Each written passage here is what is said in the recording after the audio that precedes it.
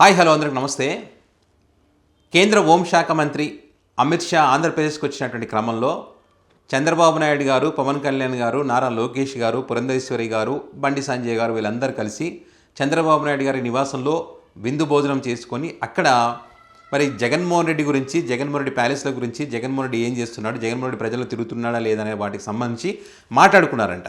వీటికి సంబంధించి వాళ్ళ అనుకూలమైనటువంటి 2 పత్రికలో వార్తలు రాశారు. ఒక దాంట్లో ఒక రకంగా, ఇంకో దాంట్లో ఇంకో రకంగా రాశారు. మరి కనీసం జగన్మోహన్ రెడ్డి గురించి తిట్టేటప్పుడు, జగన్మోహన్ రెడ్డి గురించి ఏదైనా ఆరోపణలు చేసేటప్పుడు కనీసం ఇద్దరు మాట్లాడుకుని రాస్తే బాగుంటుంది. అది మాట్లాడుకోకుండా వాళ్ళు వార్తలు రాస్తారు. అది రాసినప్పుడు ఖచ్చితంగా ప్రజలు ఏమనుకుంటారు, ఇది అబద్ధమని అనుకుంటారు. ఇప్పుడు అదే జరుగుతూ ఉంది. వాళ్ళ ముచ్చట్లకు సంబంధించి, వీళ్ళ రాతలకు సంబంధించి ఎట్లా ఉందంటే, ఇది స్కూల్లో పిల్లలు మాట్లాడుకుంటారు చూసావా, నువ్వేం తెచ్చుకున్నావు, నేనేం తెచ్చుకున్నా, ఇది నా పెన్సిల్, ఇది నా బుక్, నా పెన్ ఎందుకు తీసుకున్నావు, ఇట్లా అనుకుంటారు చూసావా, ఆ రకంగా ఉంది వీళ్ళు చెప్పేది. ఎందుకంటే 40 సంవత్సరాల ఎక్స్పీరియన్స్ ఉన్నటువంటి, విజనరీ కలిగినటువంటి, అపర చాణిక్యుడైనటువంటి చంద్రబాబు నాయుడు గారు, మరి అదేవిధంగా హోంశాఖ మంత్రి అమిత్ షా గారు, వారితో పాటు మిగతా నాయకులు పవన్ కళ్యాణ్, నారా లోకేష్ వీళ్ళందరూ ఉన్నప్పుడు ఏం మాట్లాడాలి అక్కడ? రాష్ట్ర అభివృద్ధి గురించి, ఇప్పుడు ఏదైతే తిరుమలలో జరుగుతున్నటువంటి సంఘటనలకు సంబంధించి, ఎందుకు ఆ తొక్కిసలాట జరిగింది, ఎందుకు 6 మంది చనిపోయారు, దాని కారణాలు ఏంటి, అదేవిధంగా లడ్డు కల్తీ జరగడానికి కారణాలు ఏంటి, దానికి సంబంధించి విచారణ ఎంతవరకు వచ్చింది, అదేవిధంగా మనం ఏదైతే 14,440 కోట్లు ఏదో వైజాగ్ స్టీల్ ప్లాంట్కి ప్యాకేజ్ ప్రకటించినా కూడా కార్మికులు ఎందుకు అసంతృప్తిగా ఉన్నారు, దీని వెనుక ప్రైవేట్ పరం చేసేటువంటి ఆలోచన చేస్తూ ఉన్నారు ఎన్డీఏ కూటమి అని చెప్పి వీళ్ళైతే భావిస్తూ ఉన్నారు.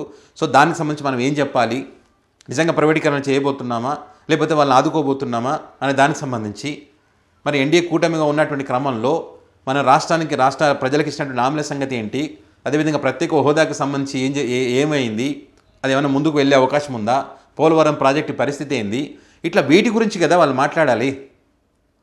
పైగా చంద్రబాబు నాయుడు గారు చెప్తున్నట్టు నందమూరి తారక రామారావు గారికి భారతరత్న రాలేదు, ఎందుకు ఇంత ఆలస్యం అవుతూ ఉంది, వెంటనే భారతరత్న ఇవ్వచ్చు కదా, మరి ఇన్ని సంవత్సరాలు వాళ్ళతో పాటే కలిసి ఉన్నారు కదా చంద్రబాబు నాయుడు గారు, మరి ఎందుకని భారతరత్న సాధించలేదు అంటే మనసులో సంకల్పం ఉండాలి. నందమూరి తారక రామారావు గారిని గౌరవించుకోవాలనే ఒక సంకల్పం ఉంటే ఖచ్చితంగా ఎప్పుడూ భారతరత్న అనేది వచ్చేది, కానీ సాధించలేదు.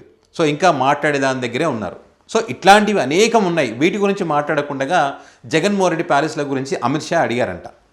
అడిగిన దానికి సంబంధించి ఆంధ్రజ్యోతిలో ఒక రకంగా, ఈనాడులో ఒక రకంగా రాశారు వాళ్ళు. అమిత్ షా ఉండి జగన్మోహన్ రెడ్డి ఏం చేస్తూ ఉన్నాడు, ఎన్ని బిల్డింగులు ఉన్నాయి, ప్రజల్లో తిరుగుతున్నాడా లేదా అని అడిగినప్పుడు చంద్రబాబు నాయుడు గారు చెప్పారంట బెంగళూరులో ఉన్నటువంటి బిల్డింగుల గురించి. బెంగళూరులో 6 ఎకరాల్లో ఒక పెద్ద ప్యాలెస్ ఉన్నదని సీఎం చంద్రబాబు చెప్పారు. 6 కాదు, మొత్తం 32 ఎకరాలు, అందులో పెద్ద ప్యాలెస్ కట్టుకున్నారు. హైదరాబాద్లో కూడా ఆయన భవనంలో 100 గదులు ఉన్నాయి అని మంత్రి లోకేష్ వివరించారంట. దీనికి సంబంధించి అందులోనేమో చంద్రబాబు వివరించారని చెప్పి వేరే పత్రికలో, ఈనాడు పత్రికలో రాశారు. అది విన్నటువంటి అమిత్ షా ఆశ్చర్యపోయారంట. అవునా, ఇన్ని బిల్డింగులు ఉన్నాయి, ఎంత ఉందా అని చెప్పి. పాపం, ఎందుకంటే అమిత్ షా ఇప్పుడు కొత్తగా వచ్చాడు ఆంధ్రప్రదేశ్కి, పైగా జగన్మోహన్ రెడ్డి గురించి కూడా ఏం తెలియదు. అట్లా ఉంది మళ్ళీ వీళ్ళు రాసింది. ఆయన ఆశ్చర్యపోతుంటేనే ఇదే కాదు, ఇంకా చాలా ఉన్నాయి. విశాఖపట్నంలో 500 కోట్లతో ప్రభుత్వ ధనం ఖర్చు పెట్టి రిషికొండ ప్యాలెస్ నిర్మించుకున్నారు తను ఉండడానికి అని చెప్పి. దాన్ని కూడా ఆశ్చర్యపోయాడంట. మరి హోంశాఖ మంత్రి అమిత్ షా ఆయనకి తెలియదా ఇది ప్రభుత్వ భవనం కాబట్టి జగన్మోహన్ రెడ్డి ఇందులో ఎట్లా ఉంటాడనే తెలీదా? ఆయనకు తెలుసు కదా. ఇప్పుడు ఏమైనా జగన్మోహన్ రెడ్డి అందులో ఏమైనా నివాసం ఉంటున్నాడా? ఆ కట్టుకునేది ఎందుకు? విశాఖను ఆర్థిక రాజధానిగా చేయాలనేటువంటి ఒక ఆలోచన చేసినటువంటి క్రమంలో మంచి బిల్డింగులు ఉండాలి, శాశ్వతమైనటువంటి బిల్డింగులు ఉండాలనే ఒక ఉద్దేశంతో ప్రపంచ స్థాయిలో ఉండేటువంటి వ్యక్తులు ఎవరైనా, పారిశ్రామికవేత్తలు కానీ, రాష్ట్రపతి కానీ, ప్రధానమంత్రి మోదీ కానీ, ఇట్లా అమిత్ షా గారు కానీ అందరూ వచ్చినప్పుడు వాళ్ళందరూ ఉండడానికి పనికొస్తుంది ప్రభుత్వ భవనం అని చెప్పి నిర్మించారు. ఇప్పుడు జగన్మోహన్ రెడ్డి ఏమి ఉండట్లేదు కదా అందులో. మరి ఆ మాత్రం ఆయన తెలియదా? మరి వీళ్ళు వార్తలు రాస్తారు, మళ్ళీ వీళ్ళేమో అమిత్ షాకి చెప్తారు. అమిత్ షానేమో ఆశ్చర్యపోతాడు. 200 కోట్ల జరిమానా విధించారంట. ఎవరు? హరిత ట్రిబ్యునల్ నిబంధనలకు విరుద్ధంగా కట్టారని చెప్పి. మరి ఇంతవరకు దానికి సంబంధించి ఎక్కడ విధించారో, ఏం చేస్తారో దానికి సంబంధించి మనమైతే ఎక్కడ చూడలేదు. మరి వీళ్ళైనా ఎక్కడో మరి దానికి సంబంధించినటువంటి ఆధారాలు ఇన్ని 200 కోట్లు కట్టారు జరిమానా అని చెప్పి ఎక్కడ మరి ఆధారాలతో పెట్టచ్చు కదా. జనాలకు నిజాలు చెప్తే మంచిదే కదా, ఎవరు కాదంటారు. మరి అది చేయట్లేదు. మరి అదేవిధంగా జగన్ ఏం చేస్తున్నారు, ప్రజల్లో తిరుగుతున్నారా అని చెప్పి అడిగారంట. అడిగితే లోకేష్ బాబు అన్నాడంట, ప్రజలు తిరగట్లేదు, ఏం తిరగట్లేదు, అప్పుడప్పుడు ఏదో మీడియా ముందుకు వచ్చి మాట్లాడిపోతాడు, ఇప్పుడు ఏదో నెక్స్ట్ యాత్రలు ఉండబోతున్నాయని చెప్పి లీకులు ఇస్తున్నారు అని చెప్పి చెప్పారంట. సో ఇది వీళ్ళు రాసుకొచ్చింది. వాళ్ళ పత్రికలో ఒక రకంగా, వీళ్ళ పత్రికలో ఒక రకంగా జగన్మోహన్ రెడ్డి గురించి రాసుకొచ్చింది. ఇంకా వేరే ఏ పని లేదన్నట్టుగా, ప్రజా సమస్యలు ఏవి లేవన్నట్టుగా, ఆంధ్రప్రదేశ్ సంబంధించి ఏ సమస్యలు లేవన్నట్టుగా వీళ్ళు జగన్మోహన్ రెడ్డి జల్సా భవనాలు అని చెప్పి వీళ్ళు కథనాలు రాశారు. అంటే అమిత్ షా ఆంధ్రప్రదేశ్కి వచ్చింది జగన్మోహన్ రెడ్డి భవనాలు ఎన్ని ఉన్నాయి, బెంగళూరులో ఎన్ని ఉన్నాయి, హైదరాబాద్లో ఎన్ని ఉన్నాయి, మరి విశాఖలో ఎన్ని ఉన్నాయి తెలుసుకోవడానికి వచ్చారా? అంతే కదా వీళ్ళు రాసిన దాని ప్రకారం చూస్తే. ఇంకా విచిత్రం ఏంటంటే గురువింద గింజ గురించి మీకు తెలుసు. ముందు వైపు ఎరుపు ఉంటుంది, కింద నలుపు ఉంటుంది. ఆ ఎరుపును చూసి ఆ గింజ ఏమనుకుంటుంది, నా అంత అందంగా ఎవరు లేరని ఫీల్ అవుతుంటుంది. కింద నలుపు సంగతి మర్చిపోతుంది అది.